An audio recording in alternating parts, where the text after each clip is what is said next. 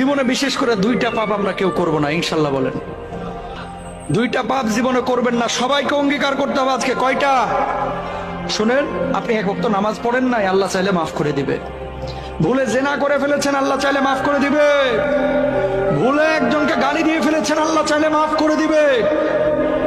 ভুলে ফজরের নামাজে জাগতে পারেন নাই বা ইচ্ছে করে জাগেন না, একদিন আল্লাহ চাইলে মাফ করে দিবে। রোজা একটা করেন না, আল্লাহ চাইলে মাফ করে দিবে। দুইটা গুনাহ এমন আছে যেটা আল্লাহ কখনো মাফ করবে না। কয়টা?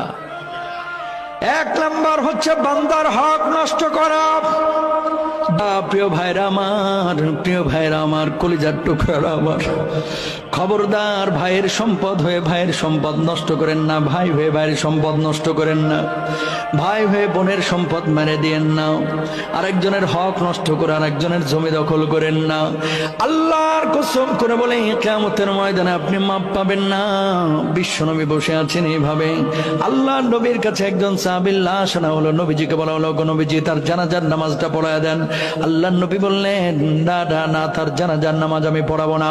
সাহাবীরা বললেন, ওগো নবীজি, কেন তার জানাজার নামাজ আপনি পড়াবেন না? রাহমাতুল লিল আলামিন বিশ্ব নবী সাল্লাল্লাহু আলাইহি ওয়াসাল্লাম বললেন, ওই ব্যক্তি ছিল ঋণগ্রস্ত।